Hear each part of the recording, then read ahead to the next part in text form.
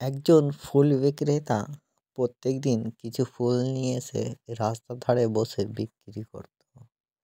কিছু খারাপ ফুলের সাথে কিছু ভালো ফুল মিশিয়ে মালা তৈরি করে বিক্রি করত। একদিন একটা বাচ্চা ছেলে হঠাৎ দেখতে পায় কিছু খারাপ ফুলের সাথে কিছু ভালো ফুল মিশিয়ে বিক্রি করছে। সেই ফুল বিক্রেতার কাছে বাচ্চা ছেলেটি একটা টাকা ছেঁড়া নিয়ে গেল, 10 টাকার নোট। 10 টাকার নোটটা দিয়ে বলল, এই নাও 10টা টাকা, আমাকে কিছু ফুল দাও।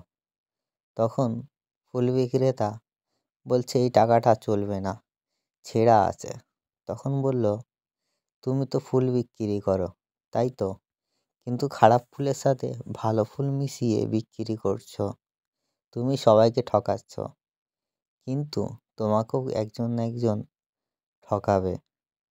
তুমি যেমন এই টাকাটা ছেঁড়া দেখতে পেয়ে আমাকে ফেরত দিয়ে দিলে, ঠিক তেমন ফুল বিক্রেতা, শুনে রাখো, তুমি যদি খারাপ ফুল বিক্রি করো বেশি আর ভালো ফুল বিক্রি করো কম, তাহলে তোমার কাছ থেকে কেউ ফুল কিনবে না। বাচ্চা ছেলেটির কাছে কথাটা শুনে বলল, বাবা, আমার ভুল হয়েছে, আমি ভালো ফুল বিক্রি করব আর খারাপ ফুল বিক্রি করব না। মানুষের ভুল ধারণা ভেঙে দেওয়া উচিত।